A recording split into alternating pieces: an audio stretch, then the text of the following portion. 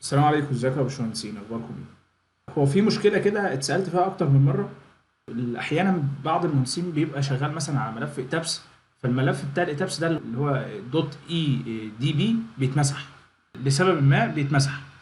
فطبعا بعض الناس بيعيد الموديل من جديد خالص، وبيبقى متضايق جدا ان هو يعيد كل حاجه من الاول لانه الملف نفسه اتمسح. وطبعا اي ملف من دول هتفتحه مش هيعمل اي حاجه، يعني مش هيديك اي حاجه.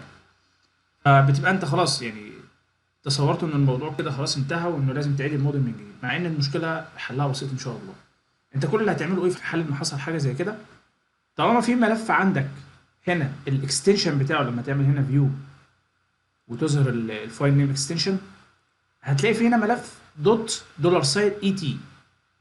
ده طالما موجود خلاص ما تقلقش. هتعمل ايه؟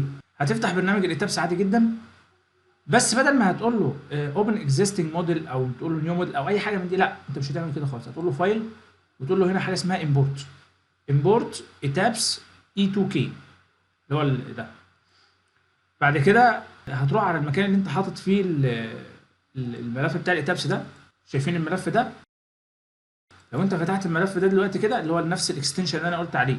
وحتى انت لو نسيت الاكستنشن بتاعه، هو بيبقى فيه ملفات كتيره زي ما انتم شايفين، بس رغم الملفات الكتيره دي كلها ما ظهرش الا الملف ده بس، لان هو ده اللي بيبقى جواه الايه الداتا دي كلها.